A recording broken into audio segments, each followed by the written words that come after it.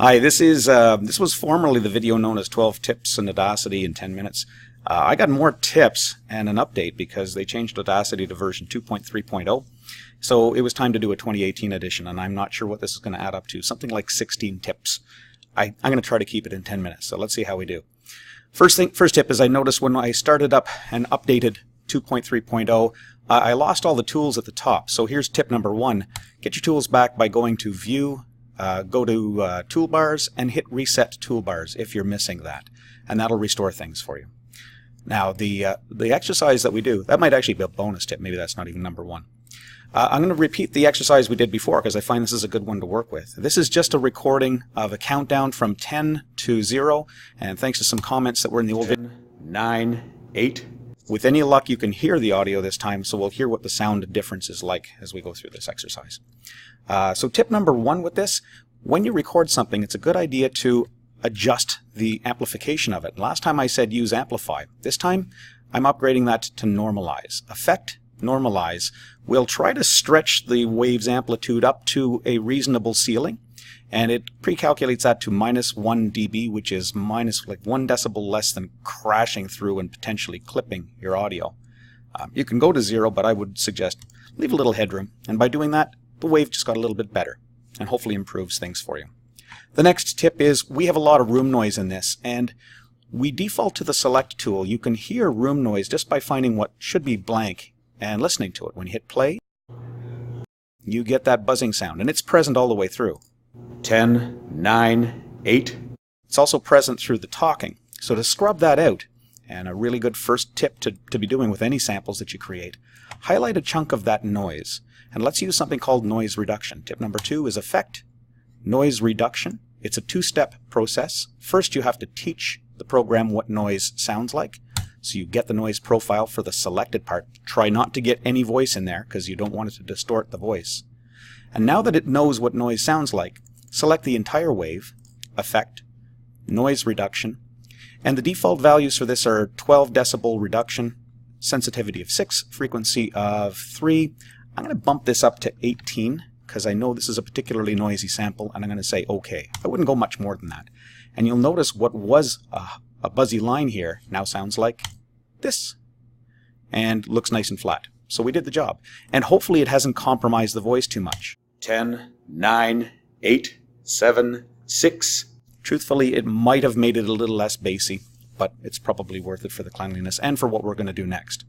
Tip number 3, it'd be nice to use that select tool to get rid of leading space. So you can highlight a chunk and hit delete, and get rid of trailing space and delete, just to clean up the wave a little bit more, so what we have is more signal and less just blank.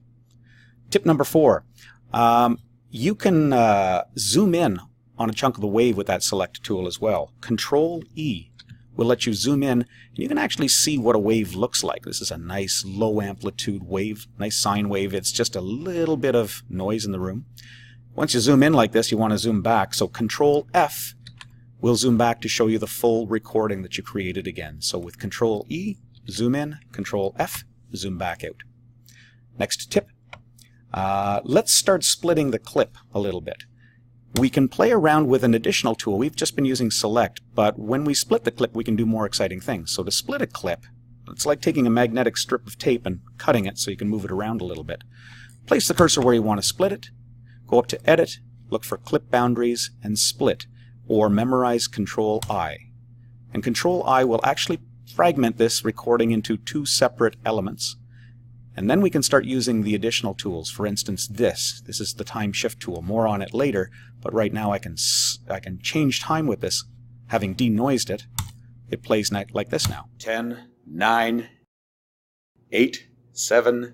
So you can change the editing flow, or you can edit the flow of whatever your recording is. I'm going to undo that, Control Z, naturally. And I'll show you another way we can play with split clip as well. This is a little more advanced version of it. I'm going to go back to the selection tool. And if I want to start really manipulating what was recorded, I'm going to highlight a chunk of what was recorded like this, and I'm going to use a variation of split clip under Edit, Clip Boundaries, Split New. And notice the shortcut is Control Alt I. When you do that, it not only cuts the clip, it'll also put it on its own track. This is not stereo, this is a mono track that I have here. and it simply uses all the tracks you want, and you can create lots of tracks, dozens, maybe hundreds. I'm not sure what the limit of Audacity is, but I'm sure it's quite a few. And I'm going to do that over and over again with Control-Alt-I. So I'm going to take this particular exercise and cut it into a new track for each of those words, elements, numbers. I got caught last time. I think there's, although it counts from 10 to 0, I think that's actually 11 elements that we have. So we should have 11 tracks. And for the last one, you can just double click on a track now that it's been segmented and send it where it belongs. So our next tip. We would kind of like to see these things. All the tracks are still there. We can scroll down and see them, nice and neat. But if you want to see them all at once, there's a way you can fold them up and lessen the height of each individual track. But make note, you've got a lot of controls here we're going to want to use later. So we're going to have to stretch these things back out again. These tracks' height, the track height is actually variable like this. You can make it pretty skinny, but you'll lose those controls. But if you want to stack them so you can see them all real fast, use, instead of Control-F to see everything horizontally, we'll use Control-Shift-F, and it will squeeze them so that we can see everything vertically. And there's all our tracks. I'm sorry, I'm hiding some of it with a stupid webcam. So what are we up to here? We are now at tip number 9. Tip number 10, now we can use something like this time shift tool, and we could invert the order if we wanted to. So instead of having it go from 10 to 0, I'm going to just quickly reverse these things. Now here's the other thing you can do is, because they're on different tracks, we can stack them a little bit like this. So they're going to count down a little faster. And that's the reason why you might want to put things on separate tracks, is you can just overlap the leading silence and have a little bit more control over these things. Oops. All right. I guess I'm going to move the webcam. Hopefully that does the job. All right. Not too terrible. Now, getting all of these clips, wow, I'd like to kind of slide them all to the right, and I've sort of lost the stack. Control-Shift-F. No, can't stack them any tighter than that, unfortunately. I guess there is a limit to how tall these things can be. If I wanted to move them all, Control-A should select all the clips. Wow, that's another tip. Bonus tip. Control-A selects everything in your recording, and I could slide all of these to the beginning if I wanted to, just like that. Now, you can damage it too by sliding it too far. So I'm going to roll down so I can see. I'm using the wheel mouse button to see where this really starts and finishes. So now I've got a recording that sounds like this. 0, 1, 2, 3, 4, 5, 6, 7. You get the idea. Okay, so where are we at right now? Yes, selecting the tracks. Let's do something a little bit fancy. You can select specific tracks. And where does this start? This starts with 0, right? 0, 1, 2. Okay. We're going to select the even tracks. I believe this track up here, I'll use Select tool and double click it and play it. 10. 10, okay. So we're going to take the even tracks, holding down the Control key and clicking in ideally a blank little space of the track header here. I can select every other track, which means I'm selecting every even track. And you'll notice that it's a light blue color in this version of Audacity, all the way to there. So you can select specific tracks like this, and what I want to do is I want to merge them down to put all the even numbers in the left ear. So now that I've selected them with Control clicking, I can mix them down, and here's your next tip. With tracks, mix and render. That takes all the even numbers, puts them all on the same track, and really simplifies the work that we're doing. To do the same thing with the odd numbers, another trick, instead of using Control, if you want to get them a little faster, click the first track you want to render and mix together, hold the Shift key and click the last one. So that selects all the odd number, and I'll do the same thing. Tracks, mix, mix and render. And now I've got sounding like this. 0, 1, 2, 3, 4. You get the idea.